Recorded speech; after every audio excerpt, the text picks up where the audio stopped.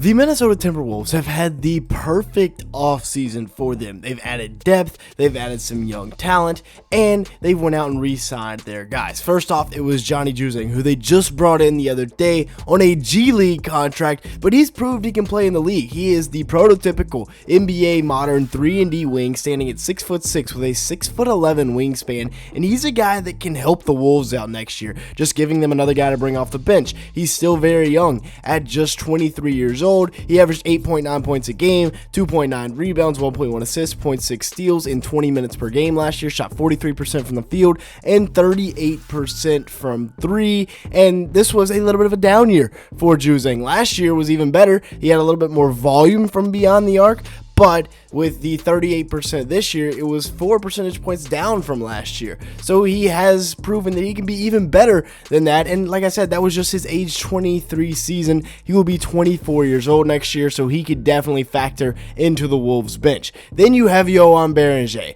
who maybe won't play much for the Wolves this year, maybe going to be a G League guy, but he has shown all kinds of potential. Watch him fight through that screen, beat V's Misi to the spot, and then just stonewall him and block him. This was his first summer league game since coming over from France, and he did not disappoint whatsoever. He's 7 foot with a 7'5" wingspan, and a guy that's big and that tall should not be able to move and be as agile as Beranger is, but he is. I mean, watch him flip his hips right here, beat Misi to the spot time after time defensively, and then be able to get the deflection. That's fantastic defense, and the Wolves end up with the ball. Then right here, playing a little bit of drop coverage against Antonio Reeves, and he gets the deflection. Ball gets batted out, but still, that counts as a block. He had a monstrous performance in his first game in Minnesota in the Summer League, and it kind of got fans thinking maybe he plays next year. I mean, that's a big-time swat right there.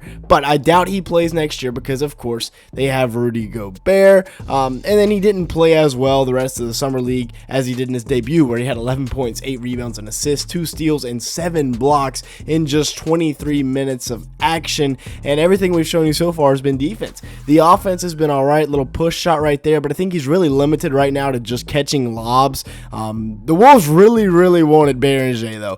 They even tried to trade up to make sure they can get him, and yeah, he's going to be their center of the future. As for now, though, their center of the now is Rudy Gobert. The 4-time Defensive Player of the Year will be going nowhere. He's still going to have his spot in the lineup, in the rotation, and he will be 33 next year, so he is getting up there in age. He's got a couple more really good years left, I'd say. Maybe only one more really good year left, but he's on a 3-year, $111 million contract. So with that big-time contract comes some big-time expectations, and he didn't really meet them last year in the playoffs. In the regular season, he averaged 12 and 12 with 2 blocks a game in 33 minutes, but in the playoffs, he pretty much got played off the court. Shot 67% from the field and 67% from the free throw line, getting out in passing lanes. He did dominate a couple of games in that Lakers series, but it was because they literally didn't have a big. Their other veteran right now is Mike Conley, and it wouldn't shock me in a couple of years for both of these guys to be off the team. This is probably Mike's last season in Minnesota. Rudy's probably got a couple of years left.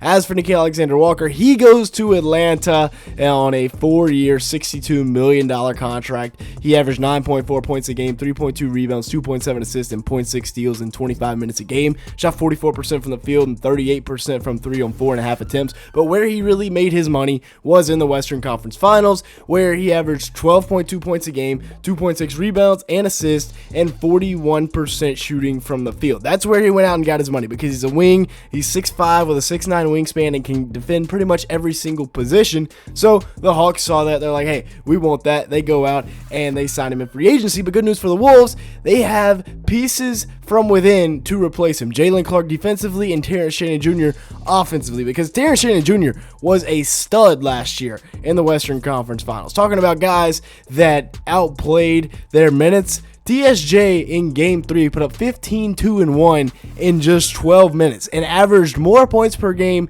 than he did minutes per game for this entire series. And if you watch this channel much, you know I am a massive Terrence Shannon Jr. guy. I think he is one of the future pieces of this Wolves team for the next 10 years. And looking at what he did in games 3, 4, and 5, it really backs up that statement, especially when you see that he shot 53% from the field and 38% from 3 on 3 attempts as a rookie in the Western Conference Finals.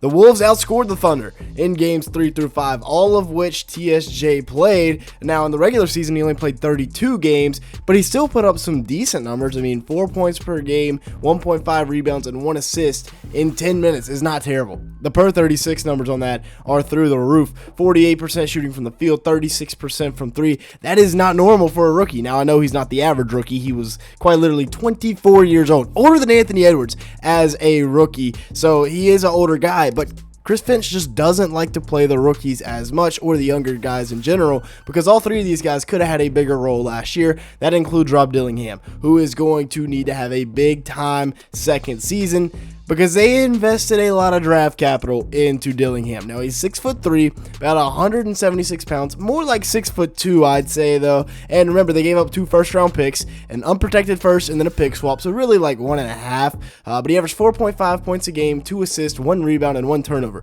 in 10 minutes a game. Shot 44% from the field and 34% from 3 on 1.5 attempts a game. But the talent is there. I mean, the handle is elite. Getting downhill, he can read the pick and roll, getting to his little mid-range right there. He has to have a mid-range because he's such a small guard, but he played 49 games last year, and when he got his opportunity, he shined, like in this game against the Utah Jazz. He looked decent in the Summer League, but I'm hoping for a big year 2 from Rob Dillingham. And then Jalen Clark, 6'4" with a 6'9" wingspan, the Nickeil Alexander-Walker defensive replacement off the bench, 210 pounds, but he can also shoot the 3-ball. I'd say he's probably a better shooter than Nickeil Alexander-Walker just because his form is much smoother. He played 40 games last year, averaged 4 points, 1.7 rebounds, 0.7 assists in 13 minutes, and shot 47% from the field and 43% from 3 on 1.3 attempts. Now, I know these are strictly catch and shoot attempts. He's not being asked to really go off the dribble anywhere, but if you can knock it down at a 43-44% clip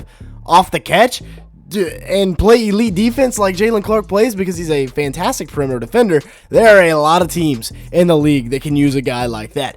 All of the players pictured here are under contract for the next couple years and are under the age of 26. It's a really beautiful young core that they've built here in Minnesota. You also have to add in Berger and the Nas Reid situation. Essentially, they choose Nas Reid over Nickeil Alexander-Walker in free agency, extending Nas on a 5-year, $125 million contract, and that's probably deserved. I mean, he was like their second leading scorer this year, third leading scorer in the regular season, and then the playoffs kind of fell off a little bit.